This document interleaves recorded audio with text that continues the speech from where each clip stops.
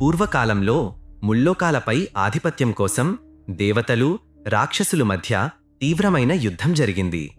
దేవతలకు బృహస్పతి, రాక్షసులకు శుక్రాచార్యుడు గురువులుగా ఉన్నారు. శుక్రుడు సంజీవని విద్యతో రాక్షసులను మరణం తర్వాత పునర్జీవింపజేస్తుండగా దేవతలు శ్రమించసాగారు.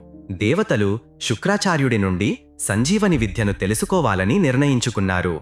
తమ గురువు బృహస్పతి కుమారుడైన కచుడిని ఎంపిక చేసి ఆయన వద్ద శిష్యత్వం స్వీకరించి ఆ విద్య నేర్చాలని పంపించారు.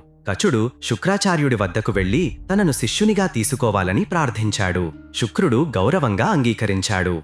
కాలం గడిచే కొద్దీ కచుడు శ్రద్ధగా విద్యాభ్యాసం చేస్తూ శుక్రాచార్యునికి సేవ చేసేవాడు. అతను దేవయానిని గౌరవంగా సంభాషిస్తూ ఆమె ప్రేమను పొందాడు. కాని అతను బ్రహ్మచర్యాన్ని విస్మరించలేదు. కచుడు పశువులను మేపుతున్నప్పుడు రాక్షసులు అతడిని ముక్కలుగా నరికి కుక్కలకు ఆహారంగా వేశారు. పశువులు ఒంటరిగా ఇంటికి చేరుకున్నాయి. దేవయాని ఆందోళన చెందగా శుక్రాచార్యుడు సంజీవని విద్యతో కచుడిని మళ్లీ బ్రతికించింది. రాక్షసులు మళ్లీ కచుడిని చంపారు. చివరిసారి అతడి బూడిదను శుక్రాచార్యుడి పానీయంలో కలిపారు. శుక్రుడి కడుపులోకి కచుడు చేరిపోయాడు. కచుడు శుక్రాచార్యుడి కడుపులోంచి మాట్లాడాడు. శుక్రుడు ఆశ్చర్యపోయి ఆ పరిస్థితిని అర్థం చేసుకున్నాడు. శుక్రాచార్యుడు కచుడికి సంజీవని విద్యను బోధించాడు. కచుడు శుక్రుడి పొట్ట చీల్చుకుని వెలువడి ఆ విద్యను ఉపయోగించి శుక్రుడిని తిరిగి బ్రతికించాడు. కచుడు శుక్రాచార్యుడికి నమస్కరించాడు. తన ధర్మాన్ని నెరవేర్చినందుకు గర్వించాడు. దేవతల కోసం చేసిన త్యాగం